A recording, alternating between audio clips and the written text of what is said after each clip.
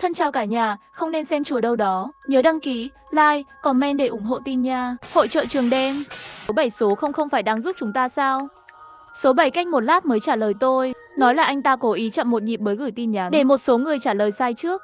Đồng thời cũng làm cho người không trả lời sai tin tưởng anh ta. Tôi vẫn còn hoài nghi. Nhưng số 7 lại nói cho tôi biết nếu không tin, bạn có thể riêng tư. Hắn nhất định sẽ cho người đi chỉ định địa phương. Bằng cách này bạn sẽ dừng lại. Thực ra tôi vẫn còn nửa tin nửa nghi ngờ khi đến đây. Cho đến khi số không trả lời yêu cầu giúp đỡ của tôi. Đến sân vận động, tôi sẽ giúp bạn. Tôi mới hoàn toàn tỉnh ngộ. Số 7 đúng rồi. Sầu trong nhóm nói các bạn học. Nó thực sự nguy hiểm. Để không bị trực tiếp tiêu diệt, bây giờ có hai phương án để nói với mọi người. Đầu tiên là chia sẻ số đôi, thay phiên nhau trả lời theo hướng dẫn số 0. Sau đó lại thông báo cho nhóm này. Như vậy dù cho mỗi lần số không cố ý làm giả, cũng sẽ có nửa còn lại. Phương án thứ hai cực đoan hơn là để một người đánh trước khi thông báo. Nếu muốn làm như vậy, tốt nhất là theo thứ tự đánh số của chúng tôi, từ tiếp nhận thứ hạng cao xuống thứ tự. Tôi xem, xếp hạng cao nhất trong cả nhóm là số 7. Thoạt nhìn, đề xuất phương án này sẽ có chút bất cẩn. Nhưng nếu anh ta biết bên trong, hắn cũng có thể làm giả. Ví dụ như mình trả lời đúng, lại cố ý không nói chuyện giả chết. Vậy thì cả nhóm sẽ bị hại. Và tôi có cảm giác anh ấy biết rất nhiều. Vì tôi, căn bản không biết con số này lại là bảng điểm. Cho nên tôi trực tiếp gửi tin nhắn riêng hỏi anh ta. Bạn nói bạn chưa liên lạc với số 0, nhưng tại sao lại biết đây là địa ngục? Và tại sao bạn biết số của chúng tôi là xếp hạng thành tích? Số 7 cũng không dài dòng, anh ấy trực tiếp nói nhận video. Bạn sẽ biết tại sao. Sau đó điện thoại video của anh ta gọi đến. Tôi tò mò, nhưng vẫn trả lời. Nhưng khoảnh khắc kết nối, tôi đã bị bịt mắt. Số 7 trông giống hệt tôi. Tôi đã bị sốc, hắn đang cố làm mọi người ở đây bối rối. Tôi lại hỏi anh ta, phải, anh ấy tìm thấy tôi và nói với tôi anh ấy là bác sĩ. Đây cũng không phải địa ngục, tôi là vì bị thương, chết mà tưởng tượng ra không gian. Số 42 ngạc nhiên nói cho tôi biết, anh ấy cũng nói với tôi như vậy. Hắn đang nói dối tôi. Không, bạn là bệnh nhân, tôi cũng là bệnh nhân. Lưng tôi lạnh quá. Chúng ta thật sự đang ở địa ngục sao? Rất nhanh trên đài phát thanh lại nhớ đến câu hỏi tiếp theo. Câu 4 bạn đã bao giờ chuyển tiền chưa? Tôi không dám trả lời. Số 0 không có gì bất ngờ nói trong nhóm lớn. Câu hỏi này cũng không phải là trung thực hay không. Cho dù có hay không cũng phải trả lời không có. Và số 7 lại lặp lại điều đó trong nhóm nhỏ. Bảo mọi người đừng trả lời. Anh ấy đến trước. May mắn là anh ấy cũng không chết. Điều này cho thấy câu trả lời của số 0 vẫn đáng tin cậy. Điều này khiến tôi càng không thể đoán được. Số 0 nhầm lẫn nguyên nhân của chúng ta rồi. Ngoài ra, tôi chợt nhớ ra một chuyện khác. Anh ấy bảo tôi đến phòng tập thể dục. Đó có thể là chìa khóa. Sân vận động có gì đặc biệt? Tôi vội hỏi số 42, số 0 có bảo bạn đến phòng tập thể dục không? Số 42 cũng trả lời tôi có. Anh ấy cũng bảo tôi đến đó ngay từ đầu. Tại sao vậy? Tôi cũng không thể trả lời câu hỏi này, bởi vì tôi cũng không biết tại sao. Nhưng tôi nghĩ lại, đây có thể là một trong những manh mối.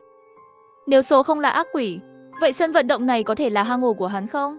Hắn đã giúp chúng ta thoát khỏi địa ngục. Luật hình sự trên đài phát thanh dẫn chúng ta đến hang ổ của hắn. Sau đó anh ta tự xử lý chúng ta sao? Với câu hỏi này, tôi định tiếp tục kiểm tra Lâm Hạo. Tôi hỏi anh ta còn có sân vận động nữa là sao? Số 0 cuối cùng đã trả lời tôi. Bệnh nhân không tin tưởng bác sĩ thì rất khó cứu lại. Cho nên tôi cũng không định nói nhiều với bạn nữa. Tôi lại bị lừa. Sao còn có bác sĩ như vậy? Hắn không định bỏ tôi. Đứng ở đây, tôi hoàn toàn mất niềm tin vào số 0 rồi. Bởi vì hắn có đầu đến cuối, không có tâm lý cứu người mà cả đời nên có. Ít nhất là so với số 7, ý định giúp tôi của anh ấy yếu quá. Giống như răng lưới, có thể hố ai là ai cảm giác. Một con quỷ. Lúc đó số 42 đột nhiên lại hỏi tôi, còn một chuyện rất kỳ quái nữa. Bạn biết đấy, trong 18 tầng có một tầng gọi là địa ngục Nhiết Tĩnh không? Tôi lập tức nhíu mày. Trước đây tôi không biết. Nhưng vừa rồi số 7 đều nói với tôi như vậy rồi. Làm sao tôi có thể không biết? Nhưng vấn đề là, tại sao số 42 đột nhiên hỏi như vậy? Tôi lập tức gửi tin nhắn hỏi lại anh ta. Tôi biết, đây là địa ngục của sự đau khổ. Bạn hỏi cái này làm gì? Câu trả lời của 42 khiến tôi càng ngạc nhiên hơn. Bởi vì tôi đã tìm thấy hình ảnh phản chiếu của mình. Tôi muốn nhắc nhở bạn, nếu muốn thoát khỏi địa ngục, bạn phải tìm gương của mình. Đó là tất cả những gì tôi có thể nói. Tôi chợt nhận ra, hóa ra trong vòng địa ngục cuối cùng, người trốn thoát thành công đến cuối cùng không chỉ là số 7. Nói cách khác, không chỉ hình ảnh phản chiếu của tôi thoát ra, 42 cũng tìm thấy hình ảnh phản chiếu của anh ấy. Bên này xác nhận số 7 thực sự không nói dối. Đây là địa ngục. Ngay lúc này, số 7 lại gửi tin nhắn cho tôi rồi. Tiếp tục trả lời như thế này, miễn là số 0 bắt đầu thách thức và đưa ra câu trả lời ngược lại, tôi sẽ chết. Bạn nên biết điều này, phải không? Đúng vậy, tôi cũng vừa nghĩ đến vấn đề này rồi. Cho nên cũng hỏi lại hắn đúng. Bạn làm vậy quá nguy hiểm, sao không dừng lại? Và anh ấy trả lời, bởi vì ngoài chúng ta, có những người khác cũng muốn trốn thoát. Tôi chỉ có thể làm thế. Điều này cũng phù hợp với những gì số 42 nói. Số 42 cạnh tranh với anh ta là những người khác. Nhưng anh ấy nói tiếp theo một điểm khác, nhưng điều tôi không ngờ tới. Bạn biết đấy, vòng cuối cùng của địa ngục. Làm thế nào tôi vượt qua được đây? Câu trả lời rất đơn giản, chúng ta giết con quỷ. Giết quỷ. Số 0, làm thế nào để giết? Tôi nhanh chóng hỏi. Số 7 bắt đầu nói. Hắn có thể bị giết. Tin tôi đi, tôi đã cố. Nhưng có một vấn đề lớn. Đó là muốn giết hắn. Bạn phải có được sự tin tưởng của anh ấy. Bạn có thể lấy được lòng tin của anh ta không? Cả người tôi đều không khỏe, bởi vì tôi vừa cãi nhau với số 0. Tình huống này, làm sao tôi có thể giành được sự tin tưởng của anh ấy một lần nữa? Tôi chỉ có thể nói thật với số 7. Tôi sợ là không. Hắn còn lời nói dối tôi nữa. Nói rõ là không muốn nói chuyện với tôi. Số 7 nói với tôi, bạn cho tôi xem ảnh chụp màn hình trò chuyện của bạn. Tôi nghĩ ra cách. Tốc độ. Tôi sợ radio sẽ phát ra câu hỏi tiếp theo bất cứ lúc nào. Có lẽ tôi sẽ không còn nữa. Tôi vội vàng chụp màn hình lịch sử trò chuyện với số 0. Gửi đi rồi. Đồng nghiệp cũng hỏi bạn đã bao giờ nghĩ đến chưa? Nếu bạn chết thì tôi phải làm sao? Chẳng phải tôi tuyệt đối không thể trốn thoát sao? Số 7 đã cho tôi một câu trả lời. Vậy thì bạn phải tìm cách tìm lại lối vào địa ngục vàng, đi tìm lại chính mình đi. Nhưng nếu bạn trốn thoát một lần như tôi, có lẽ cũng sẽ giống như tôi bây giờ. Hy vọng nhiều người có thể thoát ra. Những gì anh ta nói cũng không phải không có lý. Không ai muốn mình mãi mãi ở trong địa ngục. Và ngay lập tức số 7 lại có tin vui. Tôi có cách rồi. Bạn có thể dễ dàng có được sự tin tưởng của anh ấy. Bạn chỉ cần cho anh ấy biết tên của bạn là được rồi. Mặc dù bạn tạm thời không lấy lại được trí nhớ, nhưng đừng quên, tôi là người thoát được một vòng. Tôi đã lấy lại được một phần ký ức rồi. Tên tôi là Nguyệt. Đó cũng là tên của bạn. Tôi chợt nhận ra, đây chắc chắn là một cách tốt. Tôi nhanh chóng chỉnh sửa một tin nhắn gửi cho số 0. Tôi nhớ tên tôi rồi, Nguyệt. Số 0 khác ngay lập tức. Ngay cả tốc độ trả lời tin nhắn cũng nhanh hơn. Đến phòng tập thể dục ngay. Điều này làm tôi khó chịu. Lúc này tôi thực sự không muốn ra khỏi cửa ký túc xá. Có trời mới biết ngoài kia có phải là địa ngục không. Cảnh trong những bức ảnh số 7, nhưng nhìn ảnh cũng đủ khiến người ta sợ rồi. Tôi chỉ có thể lấy câu trả lời số 0 để giúp số 7. Tôi nên trả lời anh ta như thế nào? Số 7 nói với tôi rằng bạn đã đưa ra bằng chứng. Đương nhiên cũng để hắn đưa ra chứng cứ hắn là bác sĩ. Bạn bảo anh ta nói anh ta vào từ đâu? Và vị trí hiện tại của hắn. Để giết anh ta, chúng ta phải tìm ra điều đó.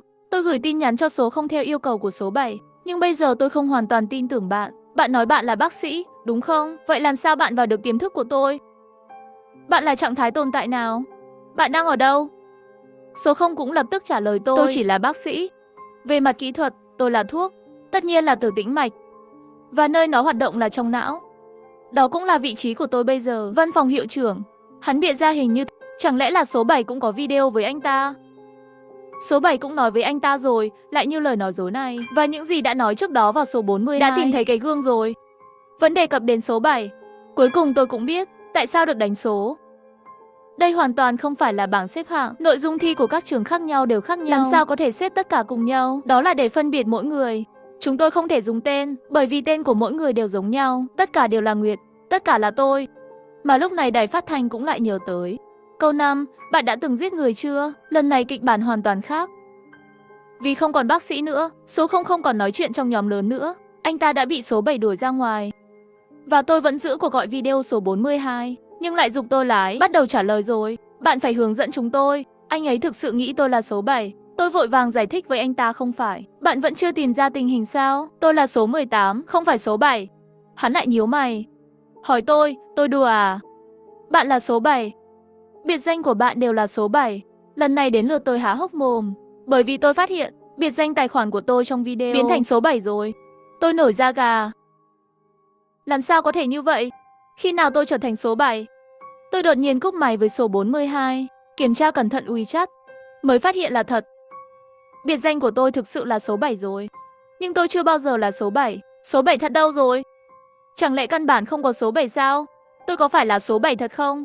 Tôi đột nhiên nhận ra, số 7 không phải là bệnh, cũng không phải tâm ma, hắn cũng là tôi là hắn. Chỉ là hắn đã ra ngoài. Khoảnh khắc đó cuối cùng tôi cũng biết, chuyện gì xảy ra với đài phát thanh bên ngoài. Thì ra là vậy. Đây không phải là địa ngục. Tôi gửi tin nhắn trong nhóm nhỏ nói mọi người đừng trả lời. Tôi đi trước, tôi chọn trả lời không. Và tất cả chúng tôi đều mong chờ phản hồi của tôi. Chỉ là lúc này thôi, tôi không thể đưa ra bất kỳ phản hồi nào nữa. Một lát nữa, tôi không bị tra tấn đến chết. Tôi biết, tôi đã trả lời đúng, nhưng miễn là tôi không đưa ra bất kỳ phản hồi nào, họ sẽ trả lời ngược lại. Rồi tất cả họ sẽ biến mất. Đây có phải là một phần của điều trị? Thật ra là không. Đây chỉ là một phần của bệnh tật.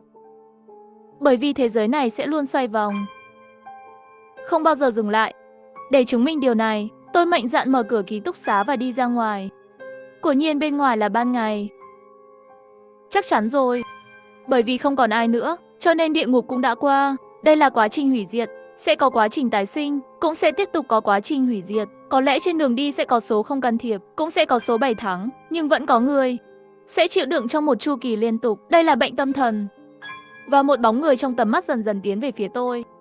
Hắn là đài phát thanh. Chỉ còn lại anh. Vậy, bạn sẽ đi vào một trò chơi vòng lặp hoàn toàn khác nhau. Bạn sẽ chia thành nhiều nhân vật khác nhau, và luật chơi là bạn phải giết tất cả mọi người trừ bạn mới được tính là thắng. Toàn văn, tiếp theo thú vị hơn.